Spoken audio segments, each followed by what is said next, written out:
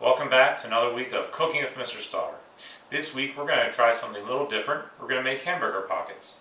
To basically make this, we're going to take some biscuits,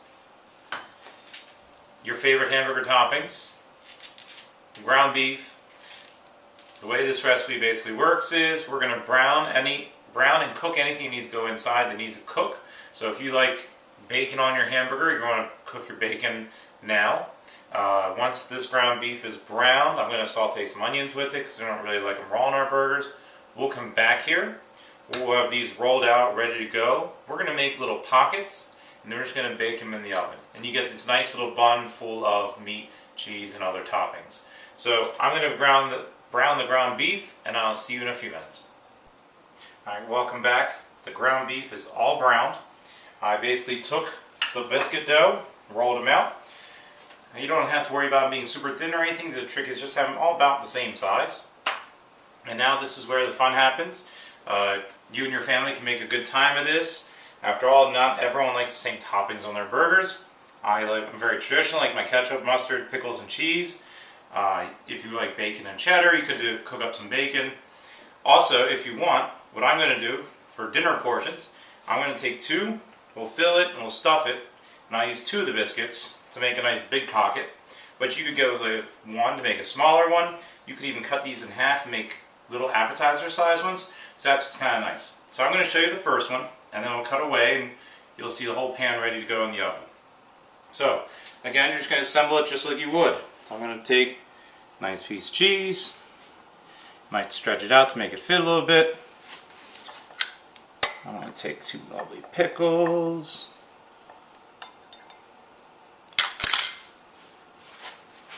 Alright, now I'm going to, just for simplicity's sake, I'm going to add my ketchup and mustard. Kind of do all my wet ingredients on one side. Right, now I'm going to add my ground beef. Nice slide spoon.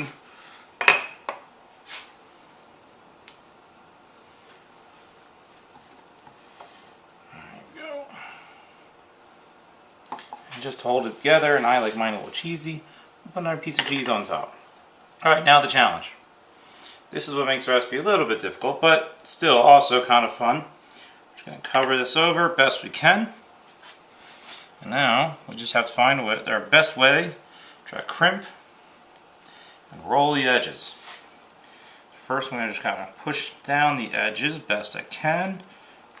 It's okay, a little juice would come out.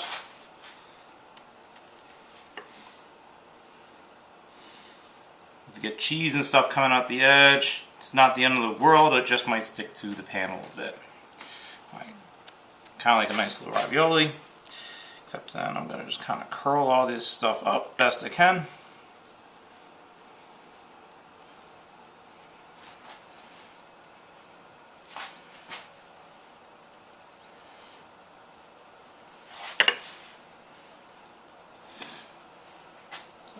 Obviously, the more meat you put in can get a little more difficult.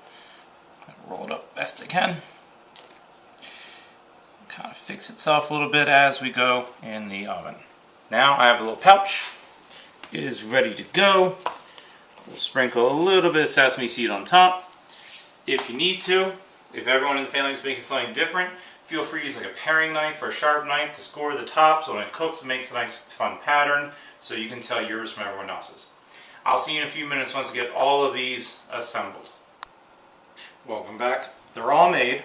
Before I put it in the oven, the reason I wanted to show you is you get little holes like this in the side. It's going to leak out a little bit, and that's part of the reason why we cooked everything ahead of time.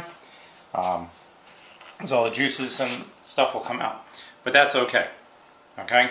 Don't be overly shocked. We're basically cooking these so these biscuits are done. That's why at the beginning I said make sure everything is cooked. So if you're going to use bacon, make sure it's cooked. Any of the other toppings you want to use, make sure they're cooked. So we're basically going to cook these in 350 until the biscuit on the outside is done. So I'm going to recommend putting in around 8 minutes and then checking as you go. And again, can't emphasize enough, don't put any raw ingredients that could get you sick in those, because we're not cooking them long enough to cook those to the point where they'd be safe to eat. Anyway, I will see you when they come out of the oven. Welcome back. My dinner actually took about 18 to 20 minutes, so start at least under cooking and slowly work your way up on time. That way they don't burn. But these are starting to look really good. As predicted, they did get a couple little puncture holes as expected, and all the juiciness and flavorness coming out is good. So, nice easy meal you can make for your whole family. Everyone in the family can make one slightly different, so this can be a fun meal. Anyway, comment below what crazy toppings you would toss in there. I'm dying to know. We kept it kind of boring tonight, but you can do whatever you want. And then I will see you again next week on another episode of Cooking with Mr. Starr.